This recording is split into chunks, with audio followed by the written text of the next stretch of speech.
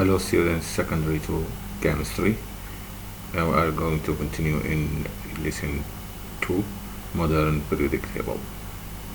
We have studied the two trends in the periodic table. The atomic radius, number 1, and number 2 is the ionization energy. We are now going to study the third and the fourth property of the elements in the periodic table, the electron affinity and electronegativity.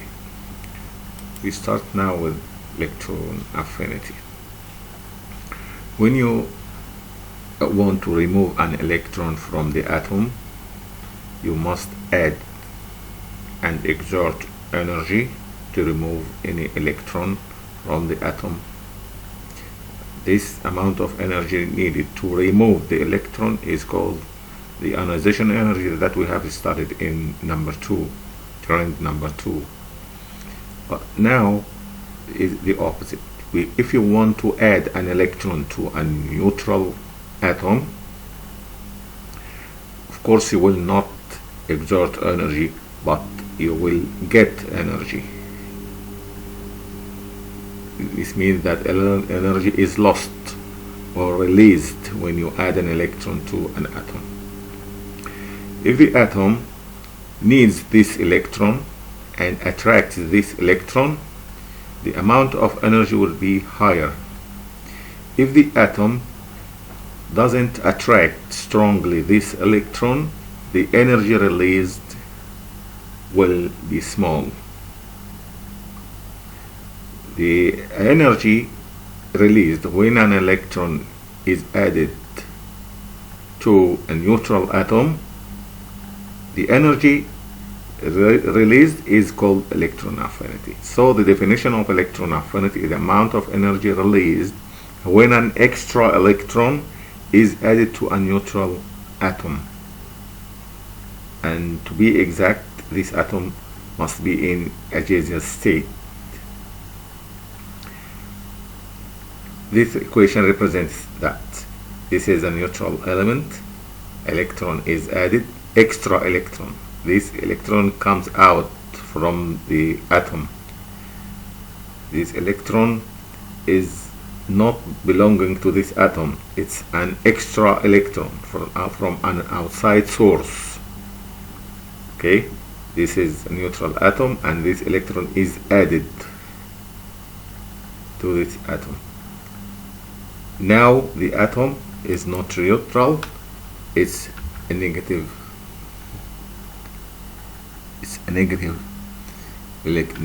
atom or ion. Okay, negative ion.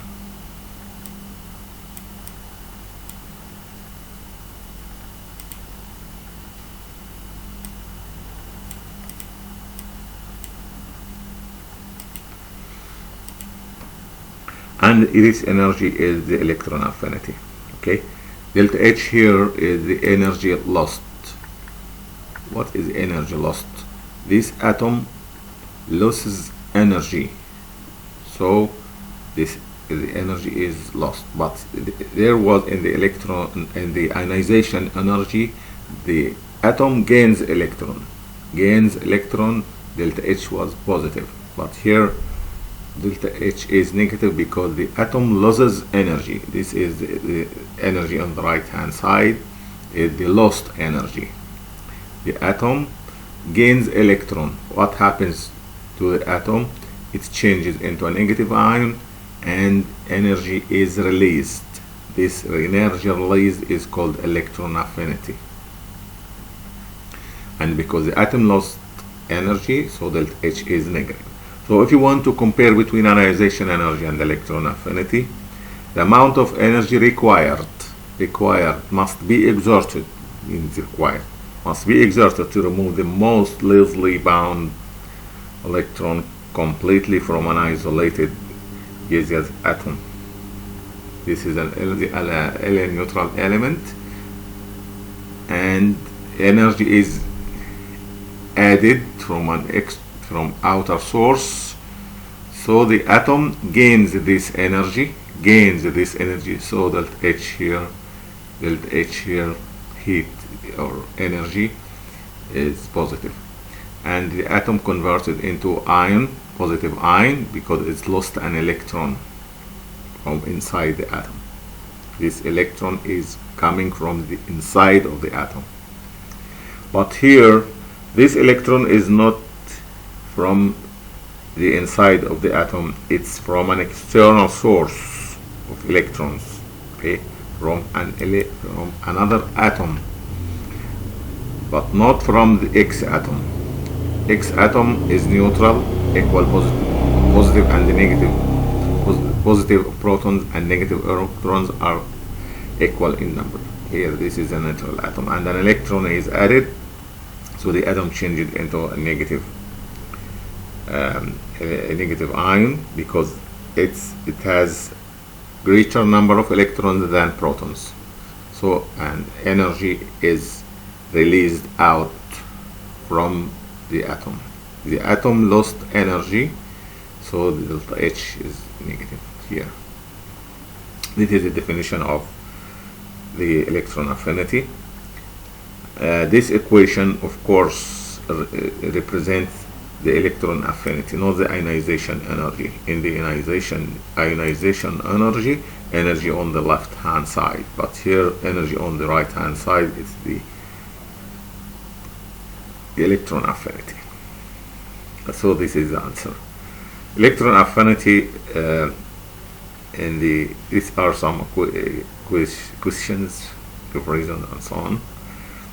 Now to the new concept called electronegativity. Suppose that two atoms are bonded together. Here the atom is in gaseous state. It's a free atom. It's not a bonded atom. Here in the electron affinity, when an electron to a neutral atom, free atom, not bonded with other atoms, okay? But here in the electronegativity, two atoms are linked together, bonded together, okay? This electron is called bond electron, the electron common between the two atoms, okay? This is a covalent bond, for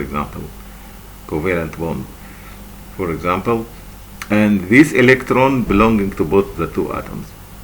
Will this electron be attracted more to the left atom or to the right atom? It depends on the strength of attraction between the nucleus of each atom to the electron.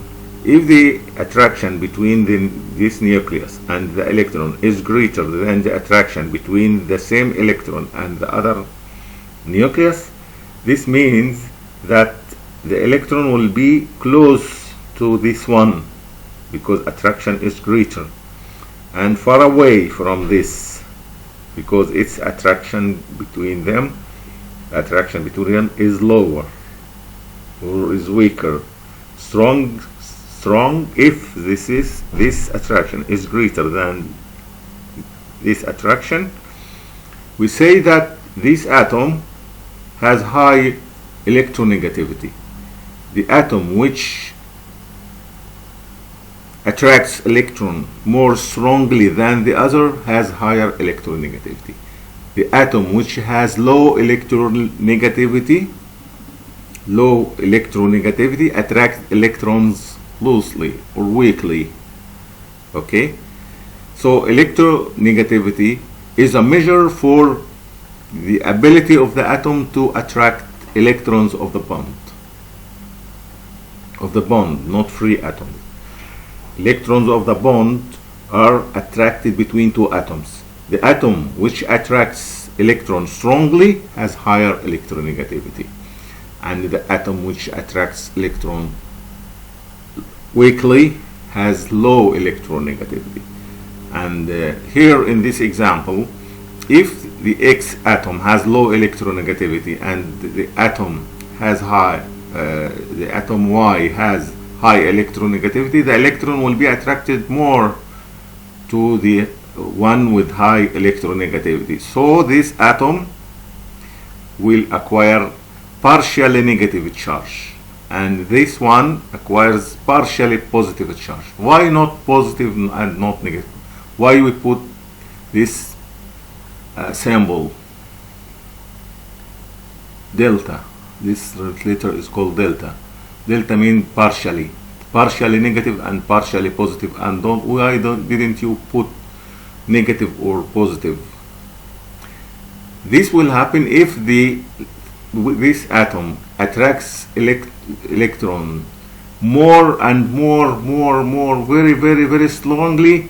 This electron will be transferred completely to this atom, and this electron will be lost completely from this atom. And in this case, we say that the bond is not covalent but ionic bond. If the difference is higher, is very higher in attraction, the difference is very high in attraction between the two atoms, the bond will not be covalent but will be ionic bond, because one of them will attract electron very strongly, such that it takes this electron completely and form fully negative charge, and the other will be fully positive charge without putting this letter. Okay, here is the opposite situation.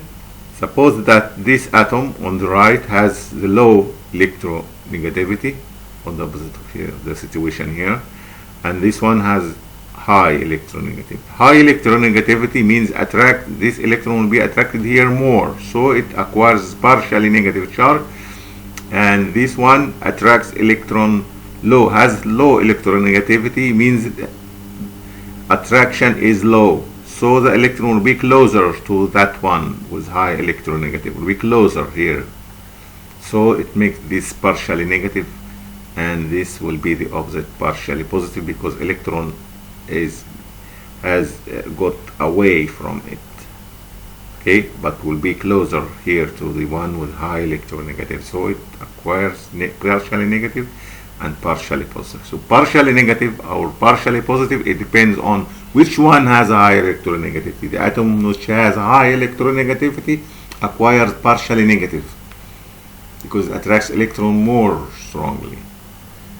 Okay, if the difference between the interaction of electron between the two atoms is very strongly, this atom will take this electron completely and forms negative, completely negative, not partially as it is here, but negative, and this will be positive. Okay, so you must understand the difference between electron affinity and electronegativity, the amount of energy released. This amount of energy released when an extra electron is added to the neutral gaseous atom, and this is expressed in energy, because it is the energy, the amount of energy, means that the unit here is joule or kilojoule, refers to the atom in its single state. Okay, atom alone. Here the tendency, it's not the energy, the tendency, the ability of the electron, tendency, or you can say the ability of an atom to attract the electrons or the electron, one or more, of the chemical bond. The atom here is not free, it's bonded, two atoms together. It's a competition between the two atoms, but here no competition, one only atom. It's not an energy term, just a value which expresses, but it has no unit here. Electronegativity is number also, but it has no unit. But here energy, the term, it has a unit, joule, kilojoule, and so on. Refers to the combined atom, but here to the single atom. These are numbers that expresses the extent of attraction of the atom to electron, or we can say that these numbers represents the ability of the atom to attract electrons. Okay, the hydrogen atom electronegativity of the hydrogen atom is 2.1, for lithium 1, for beryllium 1.6, and so on. These are not for keeping in mind, but just for knowledge. Okay, you can keep in your mind some important elements such as the electronegativity of hydrogen, electronegativity of magnesium, sodium, of carbon, of nitrogen, hydrogen, fluorine. 6 or 7 important elements are only needed to be kept in your mind to answer many questions. Okay. Importance of electronegativity. The importance of electronegativity is very applied here. The difference in electronegativity between the bonded atoms will determine the type of bond. If the difference between electronegativities of the two bonded atoms is higher, for example, if the difference between the two bonded atoms is greater than 1.7, the bond between the two atoms will be ionic bond. So one of the two atoms will attract electron very, very strongly than the other. So the bond will be ionic. For example, the difference between the electronegativity between sodium and the chlorine is from the above table, is greater than 1.7. So the bond here between sodium and chloride, sodium and the chlorine, is ionic bond. So Na plus and Cl minus, without partial. Okay. If the difference between the bonded atoms is intermediate between 1.7 and 0.4, sorry, this difference is relatively intermediate. So we say that this bond is polar covalent bond. And here is H partial positive and Br partial negative. If the difference in electronegativity is